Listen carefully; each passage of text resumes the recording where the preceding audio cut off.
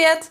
Im heutigen Video testen wir Skincare von Instagram-Marken. Ich habe die Sachen auch tatsächlich bereits seit mindestens 4 Wochen in Gebrauch und ihr werdet es auch gleich sehen, bei manchen Produkten ist es mir teilweise wahnsinnig schwer gefallen, diese zu verwenden. Das hier ist zum Beispiel eines der Produkte, das ich sehr ungern verwendet habe. Ich muss noch dazu erwähnen, dass ich die Sachen von Mikara als PR-Sample zugeschickt bekommen habe, aber damit bin ich überhaupt nicht zurechtgekommen. Und zwar ist es das Mikara Natural Cosmetics Micellar Cleansing Gel. Und das Problem mit diesem Produkt ist einfach, dass es sich überhaupt nicht aufschäumen lässt, sprich es lässt sich auch nicht so gut auf der Haut verteilen und die Reinigungsleistung ist kaum vorhanden. Also für Frühs geht's vielleicht gerade so, wobei wenn ich hier zum Beispiel ein bisschen reichhaltigere Skincare über Nacht aufgetragen habe, dann kriege ich die damit auch nicht ab. Also irgendwie bin ich mir echt unsicher, ob das so sein soll und ob das überhaupt mal ausprobiert wurde. An sich ist es okay formuliert, es sind milde Tenside enthalten, haufenweise Pflanzenextrakte, die im Endeffekt im Abfluss landen, was ein bisschen schade ist. Aber was mir auch nicht so gut gefällt, ist die Parfümierung, denn die ist wirklich wahnsinnig intensiv fruchtig.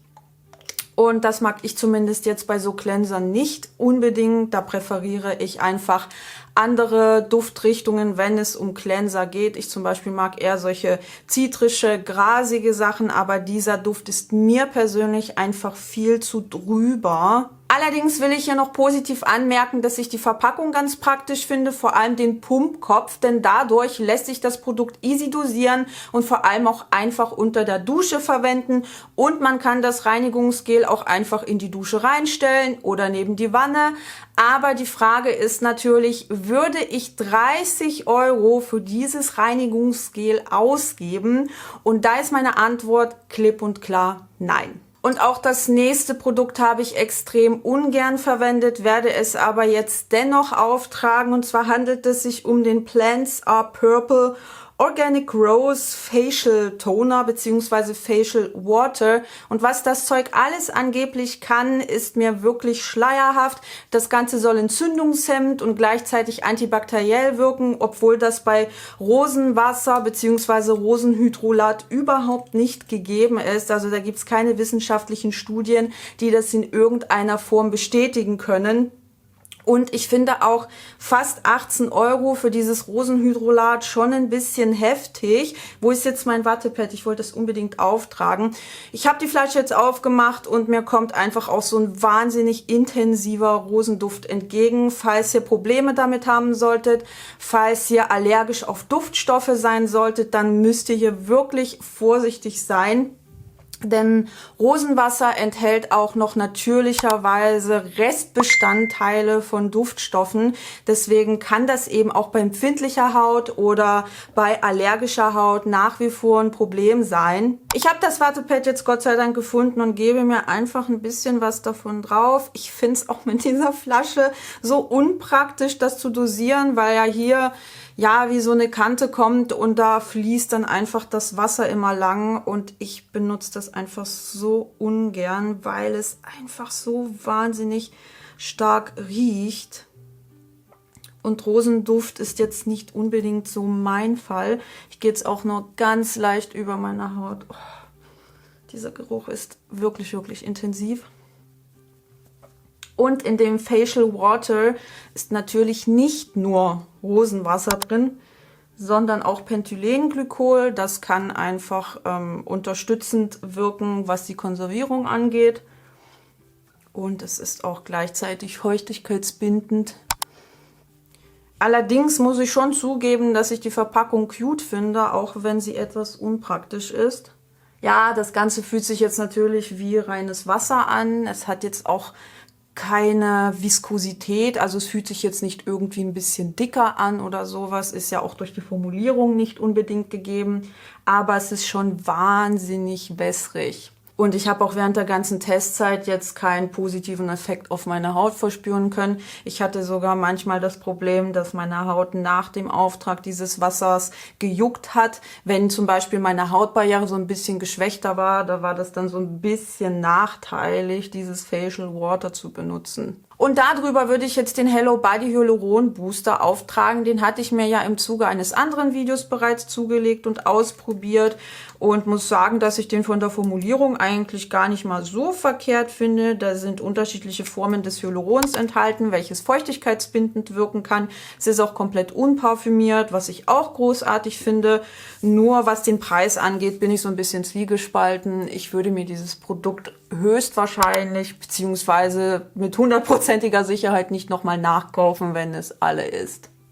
Der Hyaluron Booster ist auch so ganz leicht klebrig. Ich hoffe, ihr könnt das halbwegs gut erkennen. Aber ja, da klebt schon etwas nach dem Antrocknen. Das müsst ihr definitiv bedenken, falls ihr euch den zulegen möchtet. Und falls ihr euch irgendwas davon kaufen wollt, dann googelt lieber erstmal nach einem Code, weil die meisten Instagram-Marken haben immer irgendwelche Rabattcodes parat, die ja auch in die Preise höchstwahrscheinlich mit einkalkuliert sind, weil wie will man das denn bitte auch anders machen, wenn man eigentlich jeden Monat irgendwelche Rabattcodes zur Verfügung stellen kann. Also ich kann es mir zumindest nicht anders erklären. Dann habe ich ja noch die Gesichtscreme von Mikara, die habe ich auch als PR-Sample zugeschickt bekommen und die kostet normalerweise 39 Euro. Und ich muss dazu sagen, dass ich persönlich kein großer Fan von Tiegeln bei Cremes bin, vor allem in dieser Preisklasse. Da hätte man auch sicherlich gut so einen Pumpspender oder sowas nehmen können, wobei die ja höchstwahrscheinlich alles aus Glas machen und es dann ein bisschen schwierig ist, diese Pumpköpfe zu finden, die eben so eher feste Konsistenz rausdrücken können. Also hat man sich wahrscheinlich deshalb für einen Tiegel entschieden. Also ist zumindest meine Vermutung. Und was die Formulierung angeht, die Creme kommt komplett ohne deklarationspflichtige Duftstoffe und anderweitige Parfümierungen aus, was ich wirklich großartig finde. Da ist auch feuchtigkeitsbindendes Glycerin und feuchtigkeitsbindender Aloe Vera Saft drin, einige pflegende Bestandteile, aber es ist dennoch eher so eine Basic Creme. Also da sind jetzt keine ultra spannenden Actives drin oder sowas. Da kann man wirklich eher damit rechnen, dass die hauptsächlich feuchtigkeitsspendend und pflegend sein wird und genau so habe ich sie auch wahrgenommen.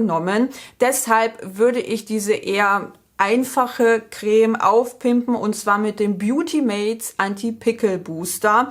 Da habe ich mich ja auch lange vorgesträubt, das Ganze zu testen, weil mich diese immerwährende Werbung dafür nervt, aber ich habe das dann mal gekauft und muss echt sagen, dass ich es mir nicht nochmal kaufen würde, weil ich es für den Preis einfach ja nicht interessant genug finde.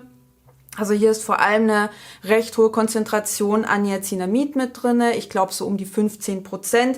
20 Milliliter für ca. 19 Euro, wenn ich mich recht erinnere. Aber wenn ich das pur auftrage, dann bitzelt das extrem. Also meine Haut kommt mit hohen Niacinamid-Konzentrationen nicht so gut zurecht. Und Niacinamid ist bis 5% recht gut erforscht. Alles, was darüber hinausgeht, kann natürlich auch die Haut reizen und ist unter Umständen auch so ein bisschen Marketing. Deshalb nehme ich mir hier jetzt einen kleinen Klecks von der Creme. Da finde ich auch die Textur richtig, richtig nice. Die mutet erstmal etwas fester von der Konsistenz an, aber sobald man anfängt, die zu verreiben, wird die schön angenehm leicht und nicht zu fettig. Und da gebe ich mir jetzt einfach so ein Tröpfchen von diesem Booster mit rein und vermenge das so. Und dann kommt das einfach auf die Haut drauf. So kann ich den Booster zumindest verwenden, aber wenn ich den wirklich pur aufs komplette Gesicht klatsche, dann rastet meine Haut aus. Der Booster von Beauty Mates enthält, by the way, auch keine deklarationspflichtigen Duftstoffe oder anderweitige Parfümierung, was man definitiv positiv anmerken muss. Also falls ihr eine Duftstoffallergie haben solltet, dann könnt ihr euch das Produkt auf jeden Fall mal anschauen.